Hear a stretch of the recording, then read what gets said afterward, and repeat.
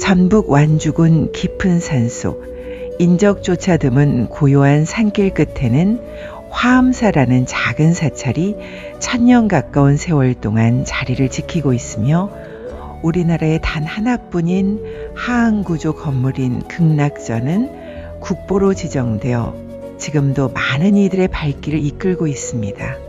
그런데 이 작고 소박한 사찰의 이름 뒤에는 1000년 넘게 입에서 입으로 전해져 온 신비로운 사연이 하나 숨어 있습니다.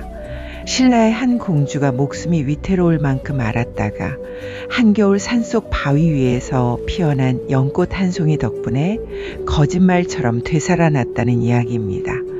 오늘은 이런 화엄사의 신비로운 창건 이야기 속으로 함께 들어가 보겠습니다.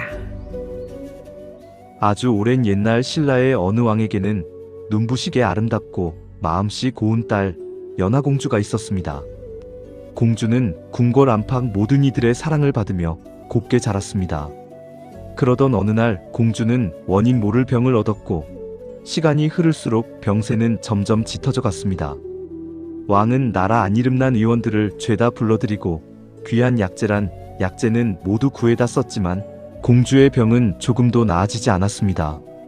궁궐과 백성들 모두 공주의 쾌유를 빌었지만 병세는 오히려 더 깊어져만 갔습니다. 한때 꽃처럼 곱던 공주의 얼굴은 점점 야위었고 한 달이 다 되도록 생사를 오가는 위태로운 시간이 이어졌습니다. 더 이상 손쓸 방법이 없다고 느낀 왕은 마지막이라는 심정으로 궁궐 인근 절을 찾아가 딸을 살려달라며 정성을 다해 기도를 올렸습니다. 왕은 밤낮 없이 절을 오가며 두 손을 모아 부처님께 소리 높여 말했습니다. 부처님이시여, 제 딸의 목숨만 살려주신다면 무엇이든 다 바치겠나이다. 그러던 어느 겨울날 하늘에서는 세찬 비가 억수처럼 쏟아지고 있었습니다. 그 비를 그대로 맞으며 기도를 마친 왕은 온몸이 얼어붙은 채 궁궐로 돌아왔고 지친 몸을 누이자마자 깊은 잠에 빠져들었습니다. 그날 밤 왕은 평생 잊지 못할 낯선 꿈을 꾸었습니다. 꿈속에는 왕이 평소 다니던 절에서 이따금 뵙던 낯익은 노스님 한 분이 온화한 모습으로 나타났습니다. 흰 눈썹과 길게 늘어뜨린 수염, 은은한 빛을 두른 듯한 모습이 예사롭지 않았습니다. 노스님은 온화한 미소로 왕에게 나직이 말했습니다. 그대의 정성이 하늘에 닿았구나. 산속 바위 위에 핀 꽃 한 송이를 찾아 딸에게 먹이면 병은 곧 사라질 것이야. 말을 마친 노스님은 왕의 손에 작은 연꽃 한 송이를 가만히 쥐어주었습니다. 그러고는 그 모습 그대로 눈부신 빛에 감싸이며 서서히 사라졌습니다. 왕은 두 손 가득 그 연꽃을 품에 안은 채 기뻐하다가 문득 잠에서 깨어났습니다. 심상치 않은 꿈이라 여긴 왕은 곧바로 신하들을 불러 나라 곳곳에서 연꽃을 찾아오도록 명령했습니다. 하지만 한겨울 눈 속에서 연꽃을 구하는 일은 하늘에서 별을 따는 것만큼이나 무모한 일이었습니다. 신하들은 며칠 밤낮 전국을 뒤졌지만 어디에서도 연꽃의 흔적조차 찾지 못했고 왕의 근심은 갈수록 깊어졌습니다. 궁궐 안에서는 공주의 병세가 하루가 다르게 위중해진다는 전갈이 계속 이어졌고 신하들의 발걸음도 점점 다급해져 갔습니다. 그렇게 며칠이 흐른 뒤 급보를 가져온 신하가 왕 앞에 무릎을 꿇고 소리 높여 아뢰었습니다. 전하, 지금의 완주군 경천면 깊은 산속 바위 위에서 마침내 연꽃 한 송이를 찾았다 하옵니다. 한겨울에 연꽃이 피어난 것만으로도 놀라운 일이었는데 그것이 연못이 아닌 산속 높은 바위 위였다는 사실은 더욱 예사롭지 않게 들렸습니다. 왕은 이것이 분명 부처님이 내려주신 신령한 꽃이라 믿고 절대 꽃을 상하지 않게 조심히 가져오라며 신하들에게 거듭 당부했습니다. 명을 받은 신하들은 밤낮을 가리지 않고 산길을 재촉해 마침내 험준한 산속 깊은 곳에 다다랐습니다.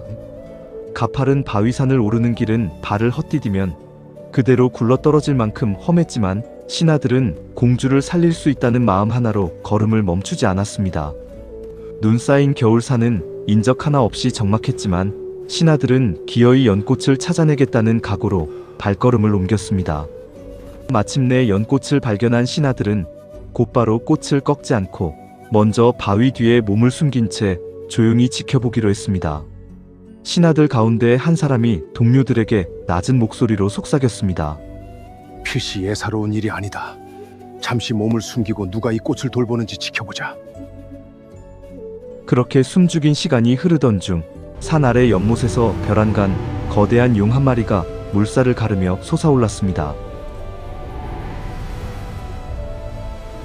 용은 연꽃을 향해 몸을 바로 내밀더니 입에 머금은 맑은 물을 연꽃 위에 조심스레 뿌려준 뒤 아무 일 없었다는 듯 다시 연못 속으로 자취를 감췄습니다. 그 광경을 지켜본 신하들은 놀라움에 몸이 굳었지만 그중 담력이 남달랐던 신하가 조심스레 다가가 마침내 연꽃을 꺾어 궁궐로 향했습니다.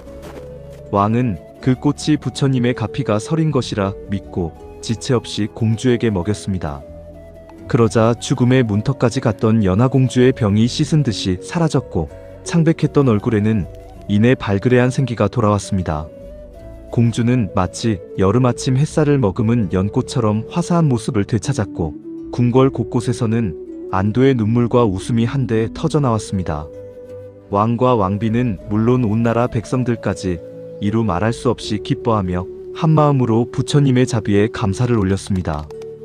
이 일을 겪은 뒤 왕의 불심은 한층 깊어졌고 연꽃이 피었던 신성한 바위 위에 큰 절을 지어 부처님을 모시도록 했습니다. 그렇게 지어진 절은 바위 위에 꽃이 피어난 절이라는 뜻을 담아 화암사라는 이름을 얻었다고 전해집니다. 지금도 화암사에는 그 독특한 건축 양식을 보러 오는 건축가와 생태 전문가들의 발길이 끊이지 않으며 절로 향하는 길목의 싱그랭이 마을에는 옛 나그네들이 집신을 갈아 신던 이야기 또한 오늘날까지 전해집니다. 봄이 오면 사찰 주변으로 복수초와 매화, 생강나무꽃, 얼레지가 피어나 오래된 절의 풍경에 다시금 생기를 더합니다. 연하공주의 이야기는 단순한 기적의 서사가 아니라 간절한 정성과 흔들림 없는 믿음이 가장 위태로운 순간조차 넘어서게 할 수 있음을 보여줍니다. 자식을 살리려는 왕의 절박한 마음은 오늘날 부모의 마음과도 다르지 않으며 그 정성이 결국 산속 깊은 곳의 기적으로 이어졌습니다. 한겨울 바위 위에 피어난 연꽃처럼 벼랑 끝 같은 순간에도 포기하지 않는 마음은 때로 생각지 못한 길을 열어준다는 사실을 이 이야기는 오늘의 우리에게 조용히 건네줍니다. 천년이 지난 지금도 화암사가 그 자리를 묵묵히 지키고 있는 것은 그 시절 간절했던 마음들이 결코 헛되지 않았음을 말없이 증명해주는 듯합니다.